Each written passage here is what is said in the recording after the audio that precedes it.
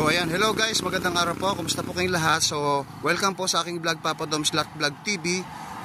Andito ako ngayon sa bahay ng Gimba po upang ipasilip sa inyo isang properties po na isang house and lot.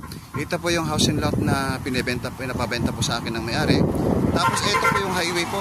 Ito po yung highway na papunta pong Gimba and then papunta po ng Puya po. At andyan lang po yung hospital po, yung Kakagimba Hospital po. Ayan. So ito po yung highway. So ito po yung properties po natin.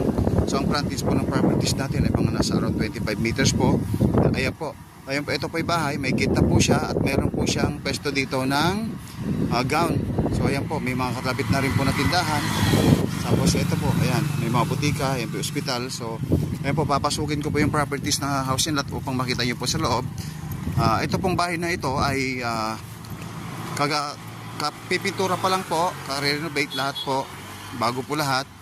At kasama po lahat ng gamit pagka po binenta po ito ng may-ari. All in na po ito, fully furnished po ito. At makikita niyo po ito, meron pong pwesto sa harap ng gown po ito. Na pag nagkasundo po yung may-ari at saka yung buyer, mukhang ipapasama na po. Ito po yung harap ng bahay po natin. Tapos ito po yung garahe niya. Ayan, makikita niyo po yung garahe dito sa gilid. Tapos ayan. Tapos dito po, meron din po dito mga matanim mga halaman. Tapos ito po yung terrace niya. So papasukin ko na po yung bahay. So ito, ayan, makikita niyo po. Napakaganda po ng napakaliwalas po. Ayan.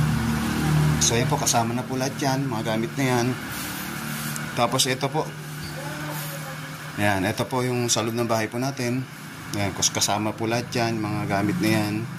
Tapos yung sofa, tapos yung dining set table po na yan. Tapos ito po. So ito po yung kwarto. Ito po isang kwarto. Ayan, ito po isang kwarto na isa. So bali, ilang kwarto to? Ilang kwarto? So bali, 4 na kwarto to, no? Sa 4 na kwarto po ito. Ito po yung pangalawang kwarto. CR to na. Tapos, ito po, wala po CR to. Pero ito